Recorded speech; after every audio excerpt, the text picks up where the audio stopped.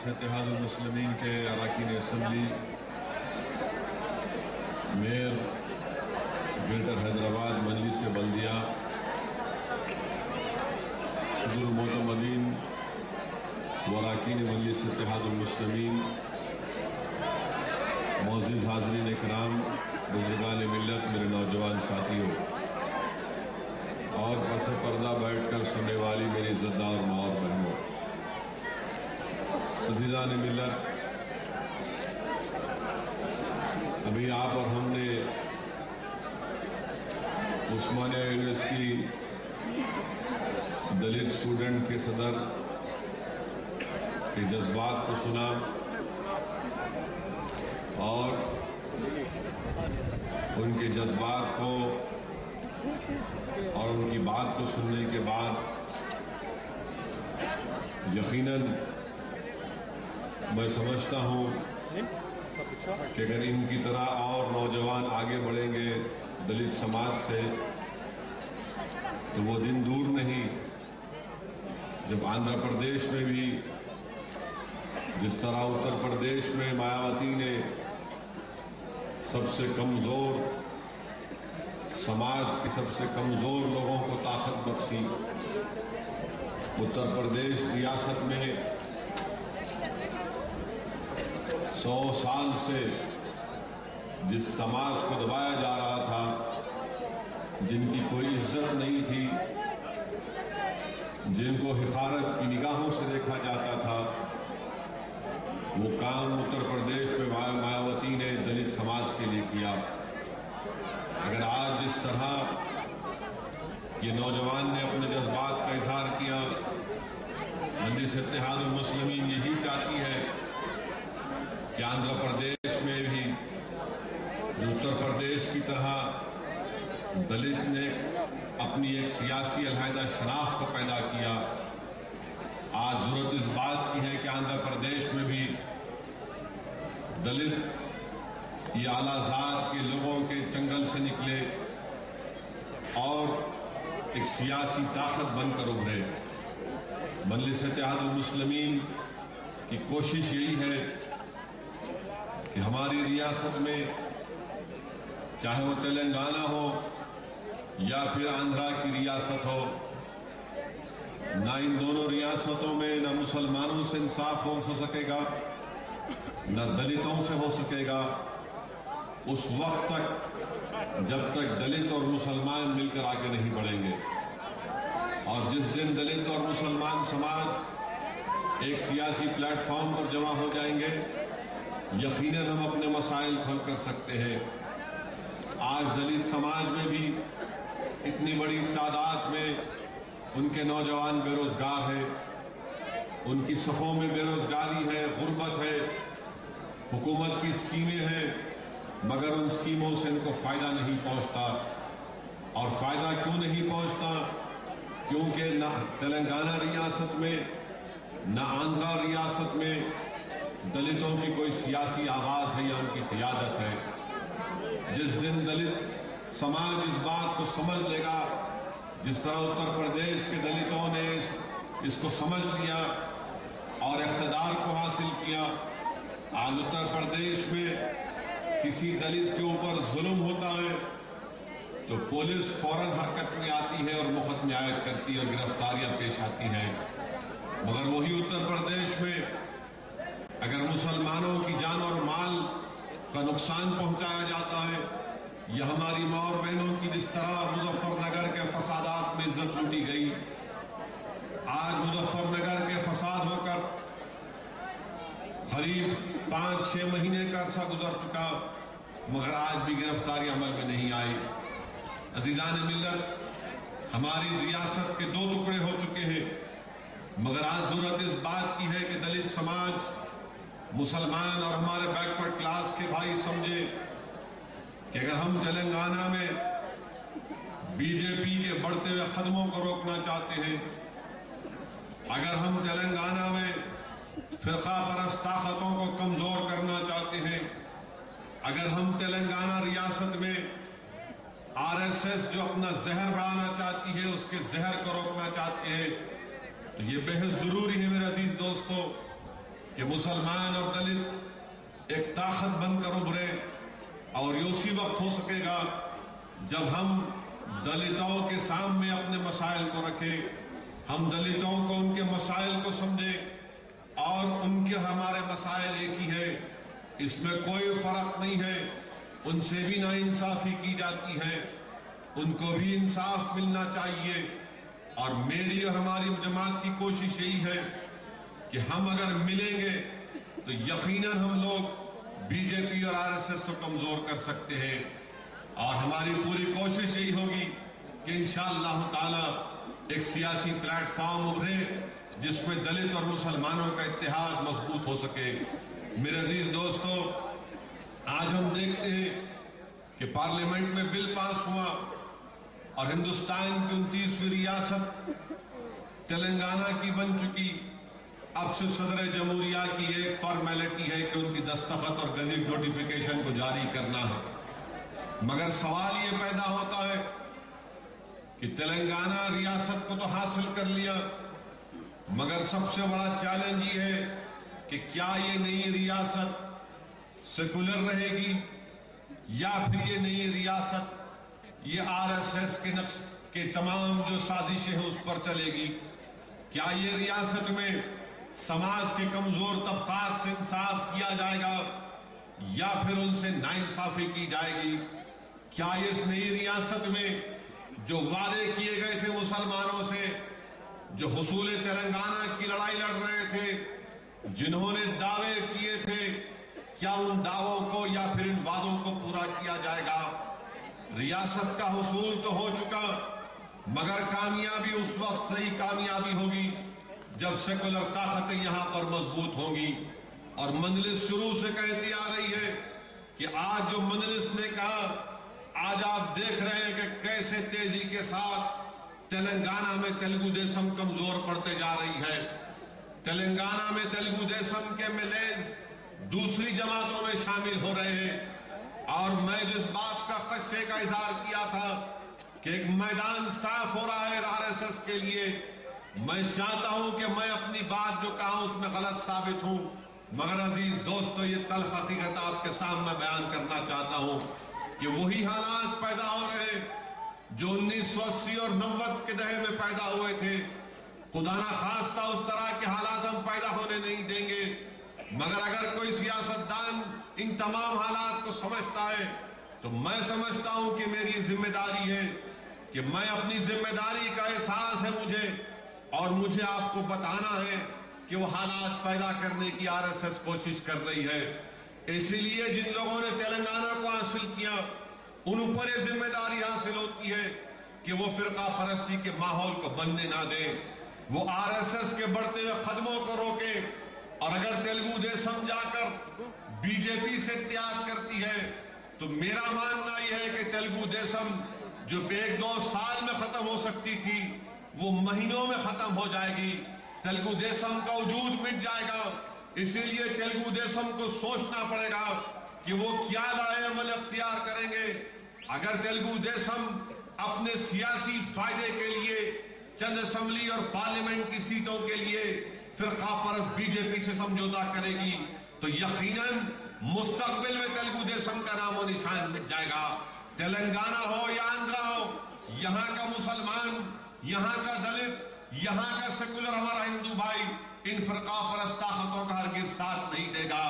9 साल 10 साल का लंबा अरसा हो चुका, नायडू ने इख्तिदार को खोया, मगर अभी तक नायडू को समझ में नहीं आया कि उन्हें इख्तिदार से हाथ क्यों धोना पड़ा। चंद्रबाबू नायडू के इख्तिदार से हाथ इसलिए धोना पड़ा, इख्तिदार से महरूम इसलिए हुए क्योंकि उन्होंने बीजेपी का साथ दिया। बीजेपी का साथ तेलुगु देशम की तबाही का बाइस बना। आज फिर वही गलती करने जा रहे हैं। मेरा ताल्लुक सिर्फ इतना है कि मैं इनसे कह रहा हूं कि मत हाथ मिलाओ इन लोगों से। तुम इन लोगों से हाथ मिलाओगे, याद रखो ये आरएसएस तुम तमाम को खत्म कर रख देगी, तुम्हारी शनाख्त खत्म होकर रह जाएगी। हम इतना ही कह सकते हैं कि रोको अपने आप को, वरना याद रखो ये सेकुलर बात हम करते जरूर हैं, मगर आज हम क्या देखते हैं अजीज दोस्तों, कि सेकुलरिज्म के नाम पर ये तमाम के तमाम कायदीन मुसलमानों से तो वोट हासिल करते हैं, दलितों से वोट हासिल करते हैं, मगर जब वक्त आता है जाकर बीजेपी का साथ दे देते हैं। तेलंगाना जिन लोगों ने हासिल किया, मजलिस ने भी इस बात को माना कि चलिए हम मानते हैं इस बात को, हमारा जो मौक़िफ़ है वो तारीख और मौरिख लिखेगा, मगर मजलिस ने कहा कि हैदराबाद पर कॉम्प्रोमाइज नहीं किया जाएगा। मजलिस इत्तेहादुल मुस्लिमीन ने जो श्री कृष्णा कमेटी को लिख कर दिया, उससे पहले प्रणब मुखर्जी कमेटी को लिख कर दिया था कि हैदराबाद को हम यूनियन टेरिटरी नहीं बनाने देंगे। हमारी मुतालिबे पर बार बार मजलिस के इसरार पर, बार बार मजलिस इत्तेहादुल मुस्लिमीन के मुतालबे के ऊपर मरकजी हुकूमत को हमारी बात को मानना पड़ा और हैदराबाद को मरकज ज़ेर इंतजाम इलाका नहीं करार दिया गया। ये किसकी नुमाइंदगी पर हुआ? ये मजलिस इत्तेहादुल मुस्लिमीन की नुमाइंदगी पर हुआ। वरना वो दूसरी तमाम जमातें जिनको तेलंगाना की इतनी फिक्र थी कि चाहे जिस हाल में और जिस शेप में तेलंगाना आ जाए वो उसको कबूल करने के लिए तैयार थे। मजलिस ने कहा कि नहीं, हैदराबाद मरकज ज़ेर इंतजाम इलाका नहीं बन सकता। चंडीगढ़ के अतराफ 10 किलोमीटर पर पंजाब है, 8 किलोमीटर पर हरियाणा है, मगर हैदराबाद से सबसे करीब आंध्रा का बॉर्डर 180 किलोमीटर पर है, रायलसीमा का बॉर्डर 170 किलोमीटर पर है। हैदराबाद में जोग्राफिकल कंटिन्यूटी नहीं है। मजलिस के मुतालबे के ऊपर मरकजी हुकूमत ने इसको ड्राफ्ट किया। दूसरी बात, सीटों की फिक्र मत करो, वोट किया।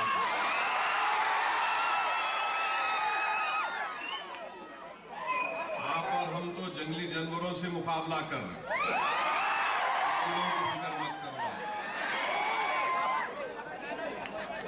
वो एक जंगली जानवर है गुजरात का,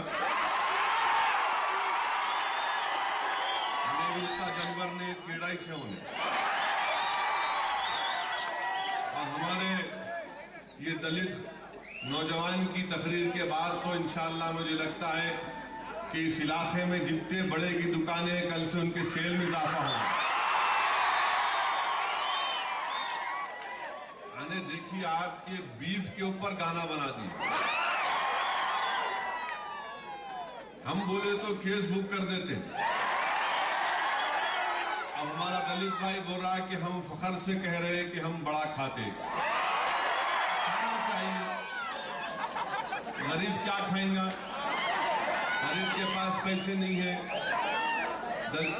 ना मुसलमान के पास पैसे है, कहां से बकरे का गोश्त खाएंगे दलित और मुसलमान? अगर गोश्त खाना है तो वही बड़े का खा सकते।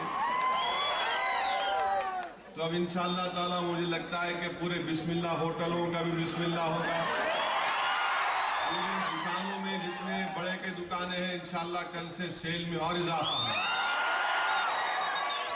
तो इसके लिए वो तमाम दुकान वालों को इनका शुक्रिया अदा करना है।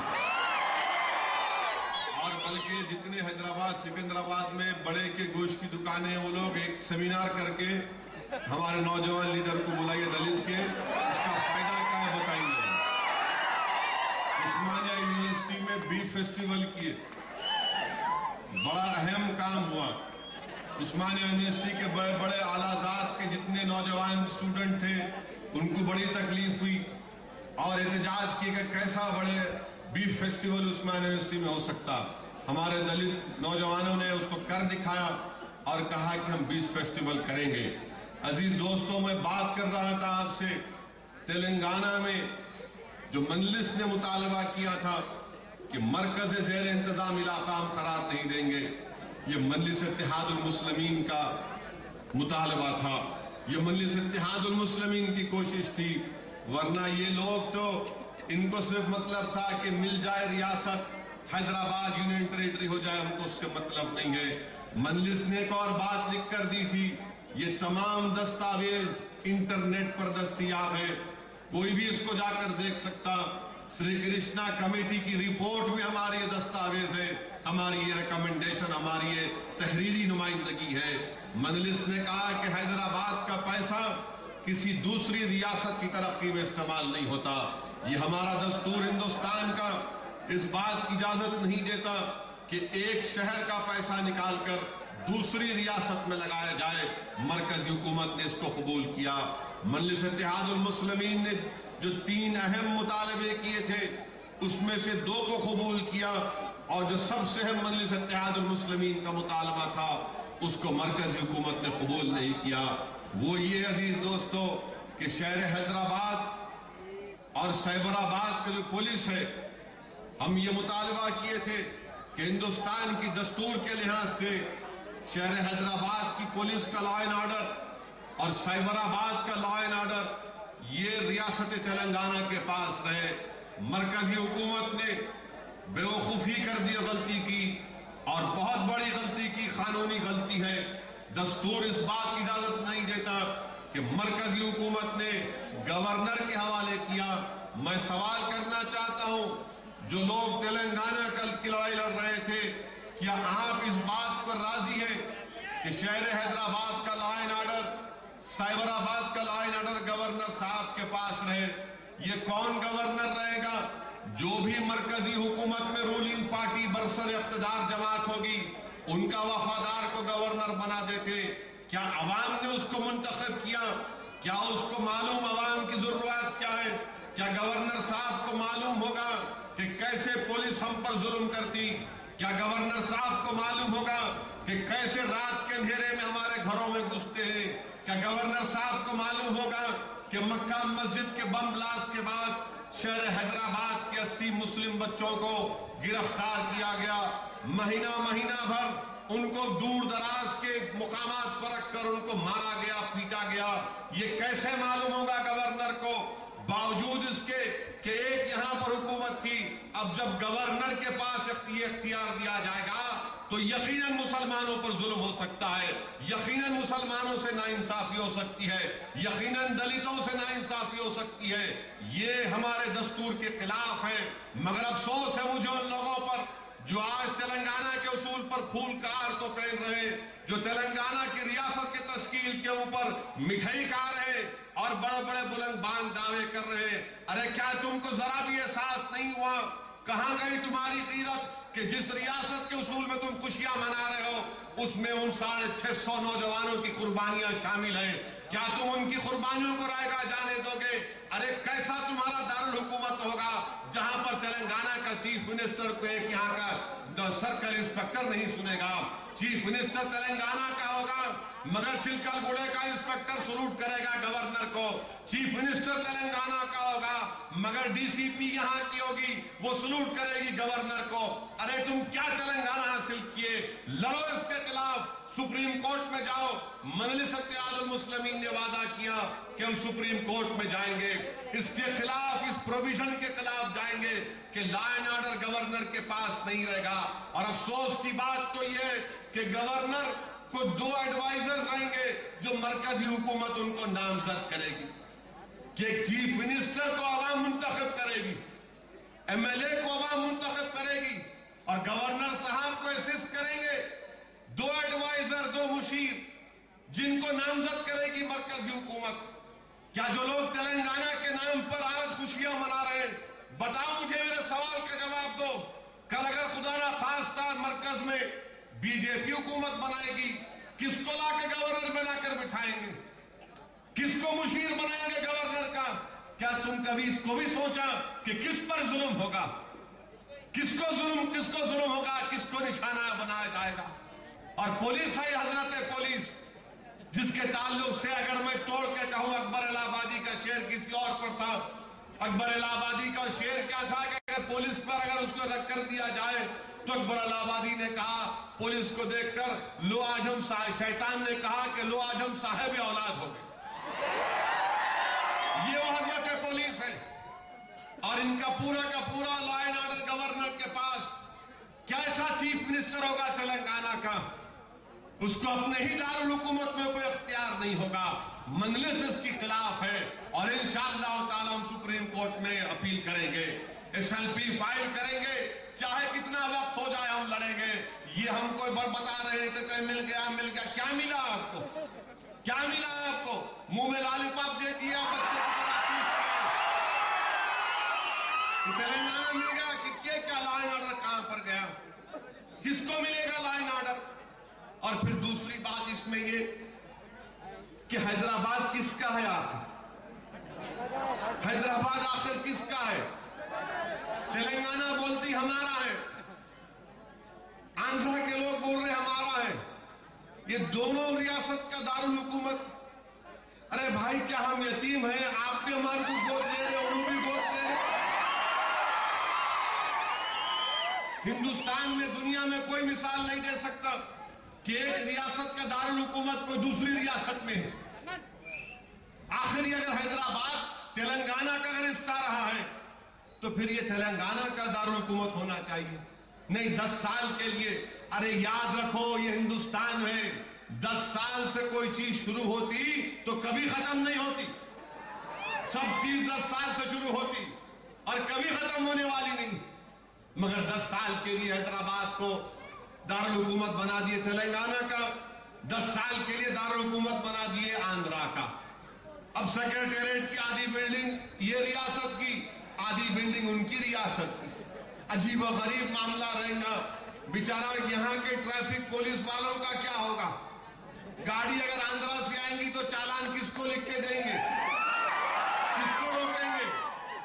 पुलिस वाले तो कितनों को सलूट मारेंगे। तेलंगाना का चीफ मिनिस्टर, आंध्रा का मिनिस्टर, गवर्नर, उसके 2 मुशीर, ये क्या खिचड़ी बना के छोड़ दी है? ये गलत है। ये एडमिनिस्ट्रेशन पर इसका असर पड़ेगा। पूरा का पूरा अख्तियार गवर्नर के पास रहेगा, पूरा अख्तियार गवर्नर के पास रहेगा। ये आज यहाँ के मिनिस्टर है तेलंगाना के, अरे तुमको हैदराबाद का कांस्टेबल पलट के नहीं पूछेगा, याद रखो। यार बात है कि हमारा मामला अलग है। हमारे पास ताकत, ये इख्तिदार, हमको इससे मतलब नहीं है। हमारा नाम काफी है, उठ जाते नाम सुनकर। मगर तुम्हारा क्या होगा? तुम्हारा क्या होगा? याद रखो, तुम सोच लो कि तुम मिनिस्टर हो गए हैदराबाद के, मगर तुम्हारे पास कोई अख्तियार नहीं होगा। तुम नाम के मिनिस्टर हो गए, तुम्हारे पास कोई पावर नहीं होगा। ये गैर कानूनी काम डॉक्टर मनमोहन सिंह की हुकूमत ने और कांग्रेस पार्टी ने किया। ये तौहीन है तेलंगाना की आवाम की, ये तौहीन है तेलंगाना की कि आप एक हुकूमत पर भरोसा नहीं करते और फिर कहते हैं कि नहीं, सीमांध्रा के लोग हैदराबाद में रहते हैं। हम शुरू से बोल रहे कि कोई सीमांध्रा के लोगों को आंच आने नहीं देंगे। ये हमारे भाई हैं। अगर इनको कोई शक्लर बोलेगा तो उनकी जबानें निकाल लेंगे। हम सीमांध्रा के लोगों के साथ ठहरेंगे, उन पर कोई आंच आने नहीं देंगे।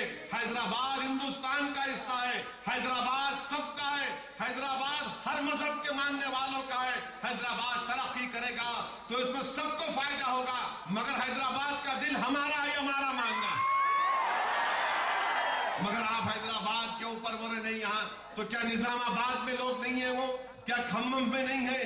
क्या नलगुंडा के कोदाड़ में नहीं है? क्या खम्मम को फिर आप एसपी भी आप नामजद करिए, खम्मम का, निजामाबाद के एसपी भी आप नामजद करिए। क्यों आप हैदराबाद के पीछे पड़ गए? ये गलत इक़दाम हुआ। और दूसरी बात, अहम बात, तेलंगाना तो हासिल कर लिए, बताओ इसका डेवलपमेंट का प्लान क्या है? मंजलिस इस बात को कहती है, मंजलिस इंशाअल्लाह ताला हम अपनी तरफ से कोशिश करेंगे, जो भी हुकूमत बनाएगा उसके सामने कहेंगे कि तेलंगाना में जितने 70 बल्दियात हैं उन तमाम में पीने के पानी की तकलीफ को दूर किया जाए। आज हमारे शहर हैदराबाद में क्या 2 दिन में 3 मरतबा पानी आता, आधे घंटे के लिए, 45 मिनट के लिए। जिसके घर में पंप नहीं, पानी नहीं आता। मंजलिस ने क्या कहा था? ये प्रणहिता चिवड़ला जो प्रोजेक्ट है उसको नेशनल स्टेटस दिया जाए। क्यों कहा हमने नेशनल स्टेटस दो? इसलिए कि उस प्रोजेक्ट की कीमत 20,000 करोड़ रुपए से ज्यादा।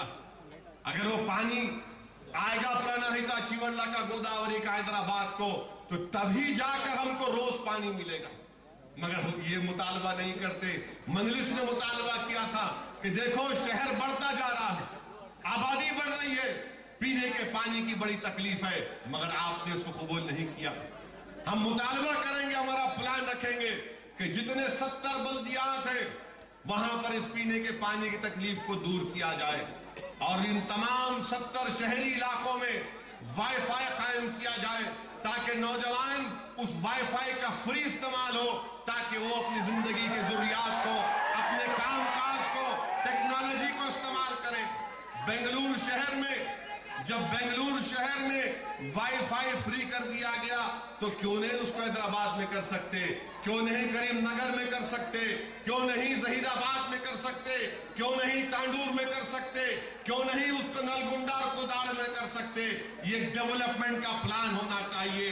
अरे तुमने हासिल कर लिया, मगर याद रखो अवाम की उम्मीदें तुमसे बहुत वाबस्ता हैं, अवाम की उम्मीदें तुमसे बहुत वाबस्ता हैं। इनको पूरा करना पड़ेगा, बताना पड़ेगा कि दलितों का क्या हिस्सा होगा, दलितों को क्या फायदा होगा। मैं सवाल करना चाह रहा हूं तमाम सियासी जमातों से, चाहे कांग्रेस हो या टीआरएस हो, तुमने कहा था जिस दिन तेलंगाना बनेगा सबसे पहला चीफ मिनिस्टर दलित बनेगा। क्या इलेक्शन के बाद, रियासत के बनने के बाद क्या तेलंगाना का चीफ मिनिस्टर दलित बनेगा या कोई आला जात का आदमी बनेगा? ये जवाब तुमको देना पड़ेगा। मजलिस इत्तेहादुल मुस्लिमीन तुमको याद दिला रही है तुम्हारा वादा। तुमने कहा था कि तेलंगाना का पहला चीफ मिनिस्टर दलित बनेगा। आप मेरी बात को याद रखो कि इलेक्शन के बाद दलितों से कहा जाएगा कि नहीं, हम दस्तबरदार हो रहे हैं इनके आला जात के लोगों के हक में। ये क्या होगा? ये धोखा दिया जाएगा फिर से दलितों को। क्यों नहीं देते दलित को चीफ मिनिस्टर बनाओ? 5 साल के लिए दलित को बनाओ चीफ मिनिस्टर तेलंगाना का, उसी के हाथ में लॉ एंड ऑर्डर दो। कोई फसाद नहीं होगा तेलंगाना में, कोई गड़बड़ नहीं होगी। मगर तुम दलित को इख्तियार नहीं देना चाहते। तुम इख्तियार मिलने से पहले दलित दलित बोले, अब जब मामला आ गया तो बोले नहीं मैं बन जाता हूं, मेरे को दूल्हा बना दो, मैं जिंदा दिल इस्मात हूं, मेरे को सब मानो। ये आखिर कब तक रेड्डी वेलमा की सियासत चलेगी? रेड्डी वेलमा चौधरी ये कब तक चलेगा? ये सोचना पड़ेगा हमारे दलित भाइयों को, हमारे बैकवर्ड क्लास के भाइयों को। ये तल्ख हकीकत जब हम बयान करते हैं तो हुकूमत को पसंद नहीं आता, ये तमाम आला जात की सियासी जमातों को पसंद नहीं आता। ये दलित समाज को समझना पड़ेगा कि आपका इस्तेसाल किया जा रहा है, दलितों का एक्सप्लॉयटेशन किया जा रहा है। नारे मार मार कर इन दलित बच्चों ने अपनी जानें गंवा दी तेलंगाना के उसूल के लिए। 650 अगर बच्चे मर गए, जलाकर मरे या जहर खाकर मरे, तो सबसे ज्यादा दलित बच्चे थे।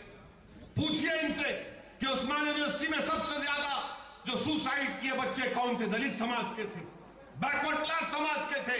मगर जब मामला आ रहा है चीफ मिनिस्टर का तो बोल रहे नहीं नहीं मेरे को बना दो, उन्होंने बोल रहे मेरे को बना दो। आखिर ये क्या हिस्सा है मेरे अजीज दोस्तों? क्या ये इंसाफ है? तेलंगाना इसलिए कह रहा हूं कि रियासत का हासिल करना है एक बात, मगर उसको सेकुलरिज्म पर कायम रखना है सबसे अहम बात।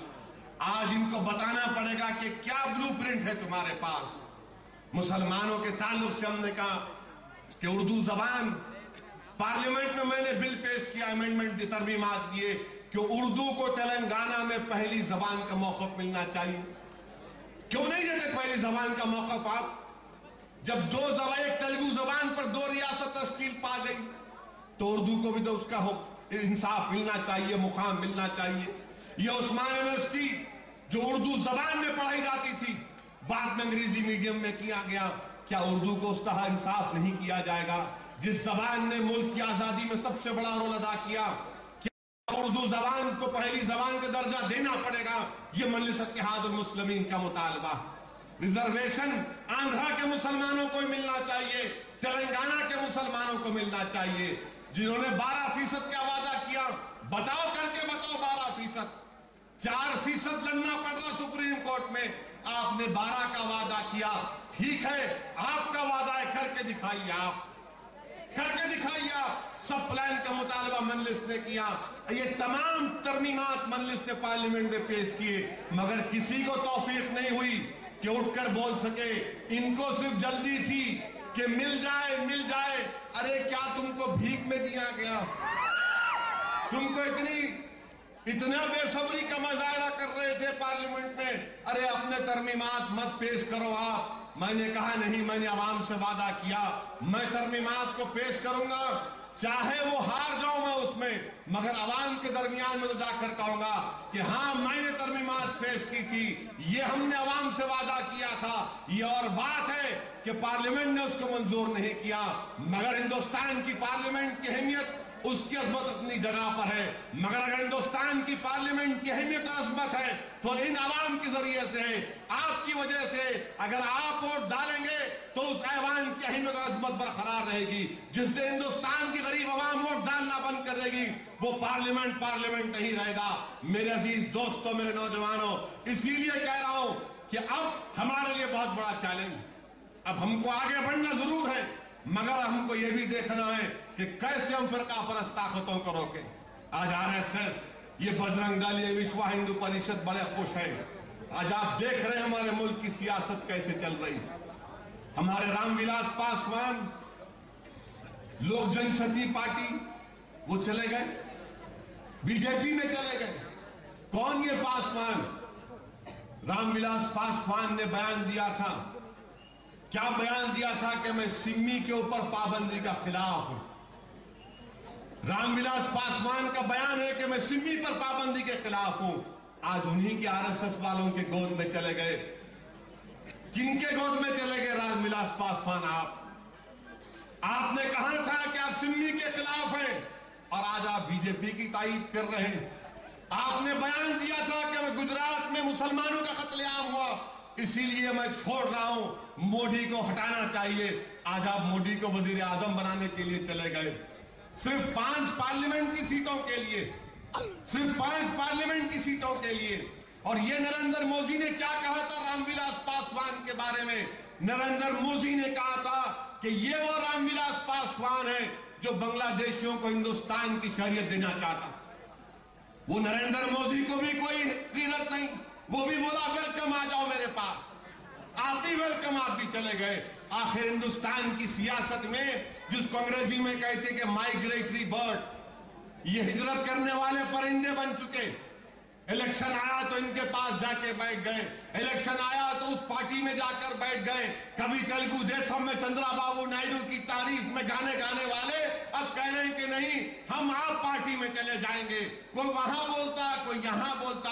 क्या हमारे हिंदुस्तान की सियासत में कोई ठहराव है या नहीं? हर आदमी अपने वफाद के लिए मुनाफिकत करता है। तेलुगु देशम में रहकर बड़ा बाजा बजाए, अब खामोश बैठे हुए हैं। चंद्रबाबू नायडू मोदी के साथ उठता बैठता तो साहब को जबान नहीं खुलती, जबान नहीं खुलती। आज रामविलास पासवान बिहार के चंद पार्लियामेंट की सीटों के लिए बीजेपी का साथ दे रहे हैं।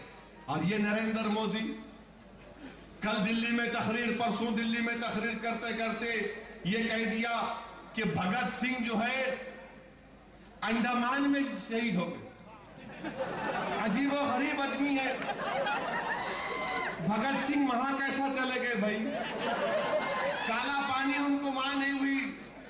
अरे कोई तो पढ़ाओ इसको। क्या तुम्हारे पास हिस्ट्री पढ़ाने वाला नहीं है? कोई तो पढ़ाओ बेचारे को। भगत सिंह को सूली पे सजा दी गई लाहौर में। भगत सिंह वहां पर शहीद हुए, इन बोले नहीं वहां पर हुए। अजीब गरीब, इन्हें हिंदुस्तान का प्राइम मिनिस्टर बनने का ख्वाब देख रहा है। और फिर दूसरी बात, किसी जलसे में कह दिए कि हमारे बाबा कौम का नाम गांधी। अगर आप एक बच्चे से पूछेंगे कि बेटा एमके गांधी का पूरा फुल फॉर्म क्या है, तो बोलेंगे मोहनदास करमचंद गांधी। जो हिंदुस्तान का वजीर आजम बनना जा रहा है बोला मोहनलाल। अजीब और गरीब लाल है ये। मेरे ख्याल से इनका जो जुमला है बीफ इज द स्ट्रेंथ, थोड़ा चकाना पड़ेगा। मगर पेट टाप नहीं लाता है। ये खाली इंसानों का खून चखने वाले हैं लोग, ये इंसानों का खून चखने वाले, ये मुसलमानों के दलितों की इज्जतों से लूटने वाले। इनको क्या मतलब? अजीब और गरीब शख्स को बीजेपी ने वजीर आजम को उम्मीदवार बना के पेश कर दिया। आरएसएस और बीजेपी के फाउंडर्स में श्यामा प्रसाद मुखर्जी, तो इन्होंने बोले नहीं, उन्होंने वहां उनकी श्यामा प्रसाद मुखर्जी का इंतकाल हुआ जम्मू कश्मीर में, तो उन्होंने बोले नहीं मैं उनकी राख स्विट्जरलैंड से लाया। अरे वो दूसरे शामा थे भाई, ये भी नहीं मालूम। अलेक्जेंडर कहते यहां तक आ गया था, गुजरात तक। अजीब और गरीब आदमी को हिंदुस्तान का वजीर आजम बनाने की कोशिश कर रही है। बीजेपी के पास क्या पढ़े लिखे लोग नहीं है? हमारे को बोलते अनपढ़ अनपढ़, दलित नहीं अनपढ़। दलित को तो मालूम नाम, बाबा कौन का नाम मालूम हमारे को, भगत सिंह के बारे में हमारे को मालूम, चंद्रशेखर आजाद के बारे में हमको नाम मालूम, अशफाकुल्लाह के बारे में मालूम। आपके वजीर आजम को उम्मीदवार को यह भी नहीं मालूम कि भगत सिंह कहां उनकी मौत हुई, कहां उनका फांसी दी गई। मगर ये बन रहे हैं, ख्वाब देख रहे हैं, ख्वाब देख रहे हैं। अरे सवाल ये पैदा होता बीजेपी वालों, अटल बिहारी वाजपेयी वजीर आजम थे तो होलसेल रिटेल में एफडीआई की इजाजत दी, माना उस बात को, पेपर लिखा। कल मोदी परसों बाद में पार्लियामेंट में एफडीआई के पर बहस हुई तो बीजेपी ने कहा नहीं हम एफडीआई में, हम रिटेल में एफडीआई के खिलाफ। कल तकरीर करते हुए दिल क्या कहा मोदी ने कि नहीं हम कायल हैं, एफडीआई आना चाहिए रिटेल में। अरे तुम्हारी कोई पॉलिसी है या नहीं? अटल बिहारी वाजपेयी एक बात बोल रहे, फिर तुम्हारी पार्टी उसको बदल दी पार्लियामेंट में, फिर कल मोदी एक बात बोल रहा। आप देखिए कितना तजाद इन लोगों में है। और फिर हमारे दलित भाई से कहना चाहूंगा, मेरी आवाज अगर हमारे दलित भाइयों तक पहुंच रही है तो सुन लो। बीजेपी में जो एससी सेल का चेयरमैन है जिसका नाम भी पासवान है, अगर मैं गलत ना कहूं तो संजय पासवान नाम है उसका, उसने कहा क्या कहा कि बीजेपी ये सोच रही है, हम पूरा तैयार हो चुके हैं कि जो थर्ड जनरेशन दलित है उनको रिजर्वेशन ना मिले। थर्ड जनरेशन दलित को रिजर्वेशन नहीं मिलना, ये बीजेपी वाले बोल रहे हैं। तुम कौन होते दलितों को रिजर्वेशन रोकने वाले? जो रिजर्वेशन बाबा साहब अम्बेडकर ने दिया, जिसको गोलवालकर हेगडेवर ने नहीं दिया, जिसको तुम्हारे गुरुजी ने नहीं दिया, ये रिजर्वेशन मिला तो अम्बेडकर ने दिया। इनका आदमी कह रहा है कि नहीं थर्ड जनरेशन को मिलना चाहिए। आप बताइए अजीज दोस्तों, क्या इनकी बातों में तजाद नहीं है? क्या इनकी बातों में तजाद नहीं है? धोखा दे रहे दलितों को आरएसएस वाले। और पेपर तैयार हो चुका है बाज़ाब्ता कि थर्ड जनरेशन दलितों को रिजर्वेशन ना मिले। ये बीजेपी वाले कह रहे हैं। बताइए कि क्या ये दलितों को कबूल होगा? क्या दलित तैयार होंगे इस बात को? मैं नहीं समझता कि कोई हिंदुस्तान का दलित तैयार होगा, कोई भी तैयार नहीं होगा। हर महाज पर बीजेपी नाकाम साबित हो रही है, मगर फिरका परस्ती का पैगाम लेकर मोदी आगे बढ़ रहा है। याद रखिए टीवियों पर जो आ रहा है, टीवियों पर जो आ रहा है, सुनो, टीवियों पर जो आ रहा है कि बीजेपी को 220, 230, ये तमाम के तमाम ओपिनियन पोल करने वाले ये मोदी के चमचे हैं, ये मोदी के गुलाम हैं, ये मोदी के पैसे खाने वाले हैं। इनको हराम खा खा के मोटे हो चुके हैं। आप अंदाजा लगाइए कि एक ओपिनियन पोल की कंपनी है सीओटर, एक चैनल को एक बता रहे, एक चैनल को एक रिपोर्ट दे रहे। स्टिंग ऑपरेशन हुआ तो उन्होंने खुद बोल रहे, एक ओपिनियन पोल की कंपनी बोल रही कि जो हमको बढ़ के पैसे दिया हम तोड़ मोड़ के पेश कर देते, तोड़ मोड़ के पेश कर देते कि 220, अरे 220 नहीं तू 420 भी लिख ले, कुछ होने वाला नहीं है इंशाअल्लाह। ओपिनियन पोल ये क्या होगा जमहूरियत का, क्या होगा हमारी जमहूरियत का? और अखबार वाले अपने आप को समझते कि हम हिंदुस्तान के बहुत बड़े बादशाह हैं। हिंदुस्तान का अखबार का हर एडिटर ये समझता है कि मैं लिख दिया तो ऐसा लिख दिया कि नौजुबिल्लाह फरमाने इलाही है, मैं लिखा तो सब पूरा होगा। नहीं अखबार के एडिटर वालों, तुम जो लिख लो, जो लिखना है लिखो। अवाम जमहूरियत में बादशाह है, अवाम जिसका साथ देगी वही हुकूमत बनाएगा। आज मोदी की तारीफ में मोदी के ताल्लुक से बाजा बज रहा है। कल हिंदुस्तान के अंग्रेजी अखबार इंडियन एक्सप्रेस में इश्तिहार छपा, बड़े बड़े मुस्लिम लोगों के नाम उसमें कि नहीं मोदी को भूल जाओ, गुजरात को भूल जाओ, ऐसा नहीं हुआ था। अरे हमको बोलने वालों, मैं तुमसे कह रहा हूं, अरे जफर सरेश वाला, शाहिद सिद्दीकी, अगर तुम्हारी बहन को रोड पर लाकर नंगा करके मारा जाता तो क्या तुम उसको माफ करते? अगर तुम्हारे भाई के जिस्म में 3-3 गोलियां दाग दी जाती तो क्या तुम खामोश बैठते? क्या सोहराबुद्दीन कुछ भी था होगा, क्या हमारा भाई नहीं था? क्या एहसान जाफरी हमारा रिश्तेदार नहीं था होगा, मगर जो रिश्ता अल्लाह ने कायम किया कलमे का रिश्ता। सोचो थोड़ी देर के लिए कि ये बिल्डिंग के ऊपर जकिया जाफरी खड़ी हुई है और इस रोड के ऊपर देख रही है एक औरत कि मेरे शौहर की गर्दन मारते हैं, उसके सर को फुटबॉल के साथ खेलते हैं, उसके जिस्म के टुकड़े करते हैं। जाकर तुम जकिया जाफरी से बोलो कि माफ कर दो कातिलों को। क्या जकिया जाफरी माफ करेगी? नहीं माफ करेगी, क्योंकि तुम्हारी माँ और बहनों से वो हरकत नहीं की गई जो हमारी माँ और बहनों से की गई। तुम अगर मोदी को माफी करने की बात कर रहे हो तो तुम कलमे के रिश्ते को भुला दे रहे हो, तुम इंसानियत को भुला दे रहे हो। आज 12 साल हो चुके हैं गुजरात का फसाद होकर, 12 साल हो चुके हैं, मगर जिसके जेरे क़यादत, जिसके जेरे सरपरस्ती गुजरात की सरजमीन को माला खून से लाल किया गया, आज वो हिंदुस्तान के वजीर आजम बनने का ख्वाब देख रहा है। क्या ये शर्म की बात नहीं हमारी जमहूरियत के लिए कि क्या बीजेपी को कोई नहीं मिला, ऐसा शख्स मिला जिसने हम पर जुल्म किया? और राजनाथ सिंह बोलते जरूरत पड़ी तो मैं माफी मांग लूंगा। किसकी माफी मांगेंगे आप? किसकी माफी मांगेंगे आप? शहादत बाबरी मस्जिद, वो बाबरी मस्जिद का एक ईंट, एक एक चीज पुकार कर कह रही है हिंदुस्तान के गयूर मुसलमानों से कि क्या तुम माफ करोगे अल्लाह के घर को शहीद करने वालों को? राजनाथ सिंह तुम हमसे बोल रहे हैं माफी मांगने के लिए तैयार है। 6 दिसंबर हमको याद है राजनाथ सिंह, तुमने बाबरी मस्जिद को नहीं गिराया, तुमने बाबरी मस्जिद को शहीद नहीं किया, तुमने हिंदुस्तान की बुनियादों को कमजोर कर दिया, तुमने हिंदुस्तान का नुकसान किया। महात्मा गांधी के कत्ल से ज्यादा सिया दिन शहादत बाबरी मस्जिद का दिन। आज बाबरी मस्जिद को शहीद करने वाले बोल रहे हैं हमसे कि हम माफी चाहना है तो माफ कर दो हमको, हम माफी चाहे नहीं। अल्लाह के घर को जो लोग शहीद करते हैं और उस पर खुशियां मनाए थे, यही मुरली मनोहर जोशी, उनकी ज़ईफी में उमा भारती उनके गोद में गिर गई, जाके लपट के उनको मिठाई खिला दी, पूरे खुशियां मना रहे। अडवाणी ऐसा हाथ मसल के खुश हो रहे थे कि हमारा मस्जिद के मीनार गिर रहे थे, तुम देख रहे थे।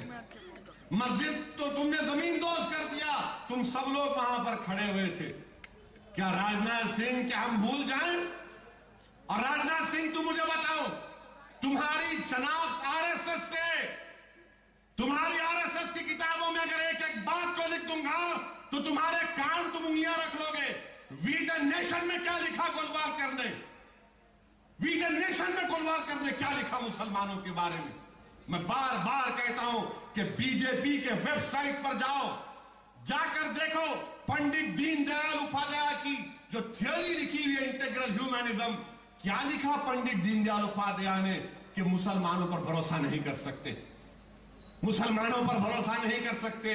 राजनाथ सिंह ये दीनदयाल उपाध्याय लिख रहा है, तुम्हारी वेबसाइट पर आज भी लिखा हुआ है, गुजरात की वेबसाइट पर बीजेपी का लिखा हुआ है, और आप हमसे कहते हैं कि हम माफी मांगने के लिए तैयार हैं। क्या जकिया जाफरी को जाकर तुम कह सकोगे? क्या तुम कौसर बी से कह सकोगे? क्या इशरत जहां से कह सकोगे? इशरत जहां क्या थी? क्या इशरत जहां कोई टेररिस्ट थी? इशरत जहां को तुम गोली मारकर, उसकी जिस्म में गोलियां मारकर उसकी लाश को रोड पे फेंक दिए। किस किस से माफी चाहोगे? ये ढोंग रचा रही है आरएसएस। आरएसएस ये चाहती है कि मुसलमान मुत्तहदा तौर पर अपने वोट का इस्तेमाल ना करें। आरएसएस खरीद रही है दिल्ली में, बड़े बड़े बिकने वालों का खरीद रही है। इनके चेहरे दिखने में बहुत अच्छे नजर आते हैं, मगर याद रखो ये मीर जाफर और मीर सादक से बदतरीन लोग हैं।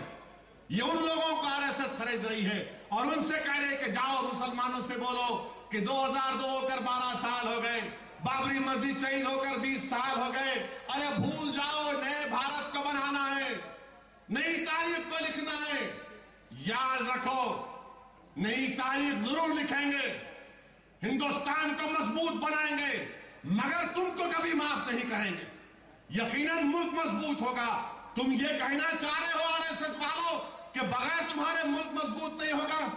अरे ये महात्मा गांधी के कातिल, ये हिंदुस्तान के सेकुलरिज्म के दुश्मन ये मुल्क को क्या मजबूत करेंगे? हमारा मुल्क कब मजबूत होगा? हमारा मुल्क कब तरक्की करेगा मेरे अजीज दोस्तों? जब इस मुल्क का सेकुलरिज्म मजबूत होगा। और ये लोग तो सेकुलरिज्म के दुश्मन है, ये तो सेकुलरिज्म के दुश्मन है। क्या क्या नहीं किया इन लोगों ने। इलेक्शन आ गया तो डेवलपमेंट की बात कर रहे हैं। कहां का डेवलपमेंट? कौन सा डेवलपमेंट? सच्चर कमेटी की बात करने वालों, गुजरात में जो मुस्लिम बच्चों को रिजर्व स्कॉलरशिप मिलती है, प्री मैट्रिक स्कॉलरशिप, उसको गुजरात की हुकूमत नहीं देती। क्यों नहीं देती गुजरात की हुकूमत?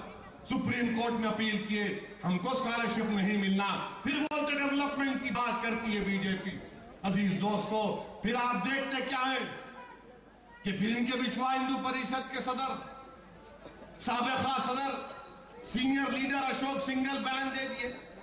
क्या बयान दे दिए कि मुसलमानों की आबादी बहुत ज्यादा बढ़ रही, इनकी आबादी को रोकना है तो हर हिंदू घर में 5 बच्चे पैदा करना।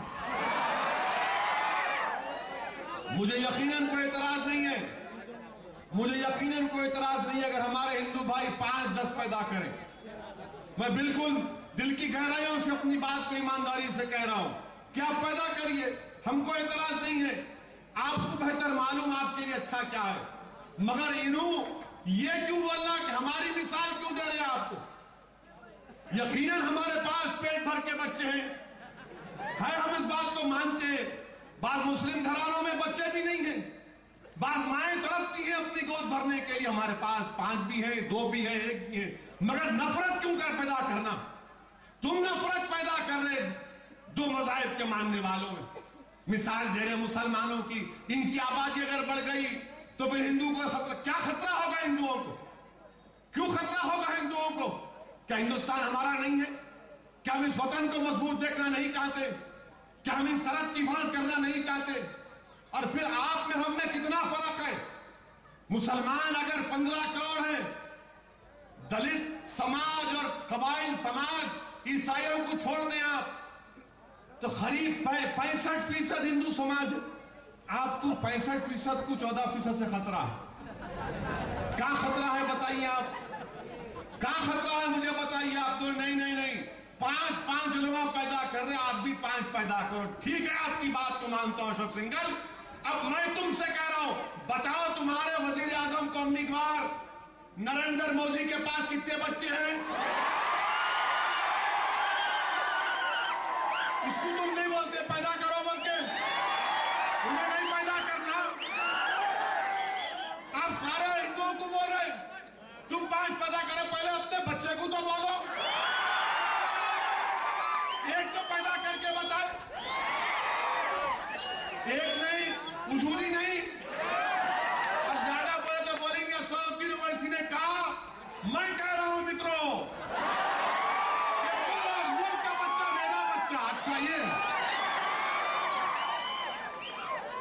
मैं नहीं पैदा करा क्योंकि मेरे पूरे बच्चे मेरे बच्चे।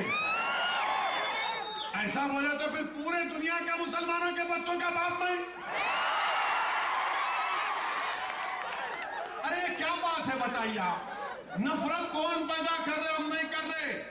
तुम अगर हमारी मिसाल देंगे तो जवाब देंगे, हम जवाब देंगे, तुम जो बोलो जवाब देंगे।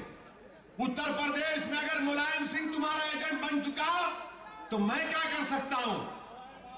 उत्तर प्रदेश में अगर मुलायम सिंह तुम्हारी बी टीम बन चुकी आरएसएस वालों, तो यह मत समझो कि उत्तर प्रदेश में मुलायम सिंह हमारा नुमाइंदा है। उत्तर प्रदेश में मुलायम सिंह तुम्हारा नुमाइंदा है, तुम्हारा प्यादा है, तुम्हारा चेहरा है वो। तुम धोखा देती आए। उत्तर प्रदेश में सुना आपने, हमको बोल रहे 5 पैदा कर रहे। ये आरएसएस वाले कोई शादी नहीं करते ये लोग बोलते नहीं हम नहीं करेंगे। हम जो है अंग्रेजी का लफ्ज है क्या सेलिब्रेट रहेंगे, हम नहीं करेंगे। अरे भाई साहब, क्यों नहीं करते आप?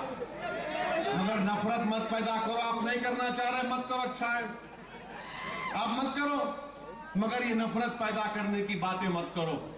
और फिर अजीज दोस्तों, बंबई में हम बंबई को नहीं जा सकते, मुंबई को नहीं जा सकते हम, मगर अखबार में कल आया, क्या आया अखबार में, मुंबई के टाइम्स ऑफ इंडिया अखबार में न्यूज आई, हमारे एक बहुत बड़े सितंबर 1990 को एक जैनुल आबिदीन जुवाले साहब, ये कोकन के मुसलमान हैं।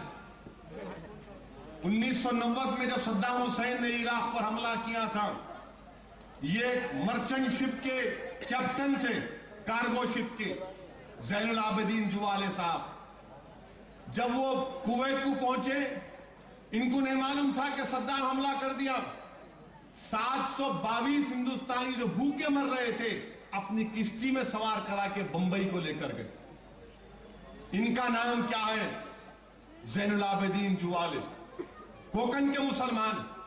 इनके दादा फकीर मोहम्मद जुवाले, ये हिंदुस्तान का सबसे पहला स्कूल बनाए थे, कैसे कश्ती चलाना समंदर में, जो अंग्रेजी का लफ्ज है नॉटिकल माइल्स, इनके दादा ने बनाया। उनको 1980 में पद्मश्री मिला।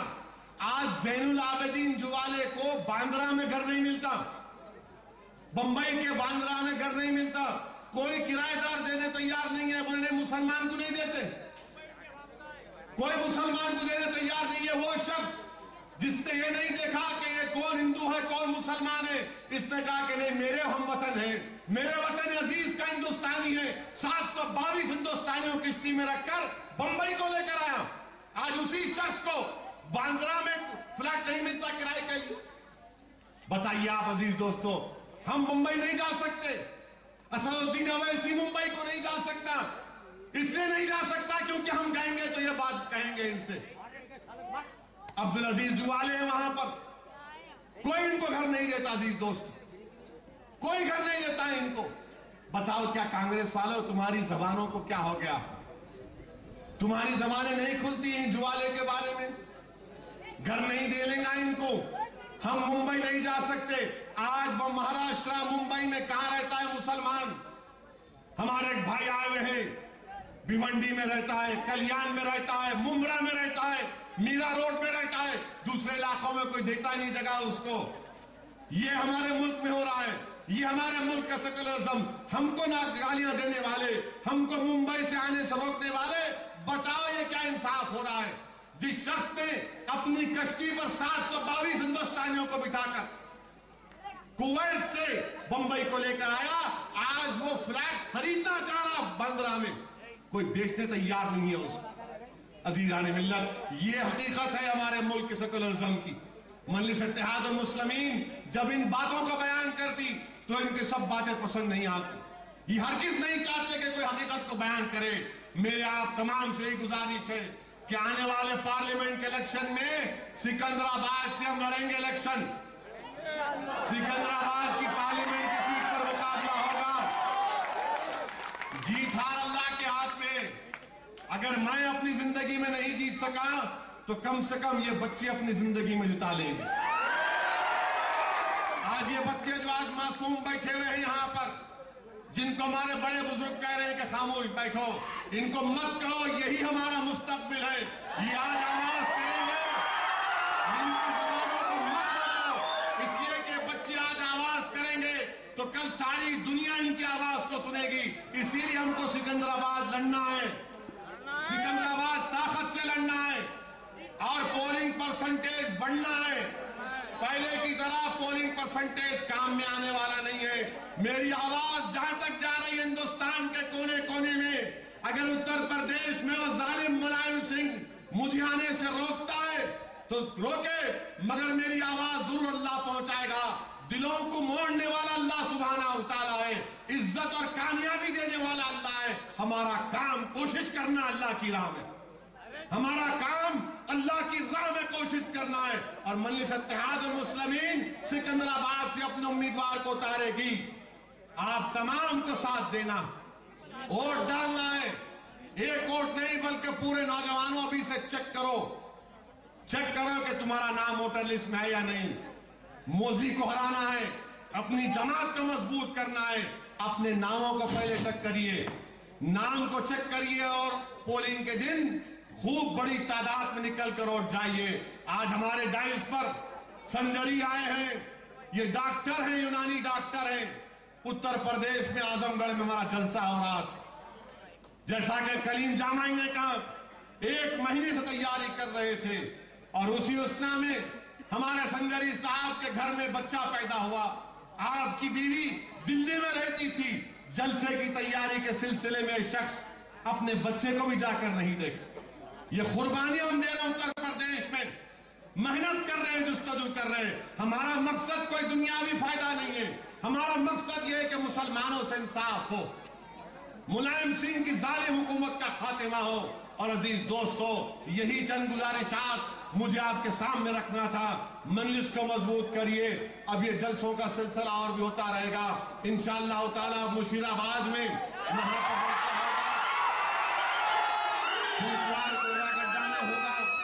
और इंशाअल्लाह पूरे जगहों पर होगा। जमात को मजबूत करिए, अपने वोट का इस्तेमाल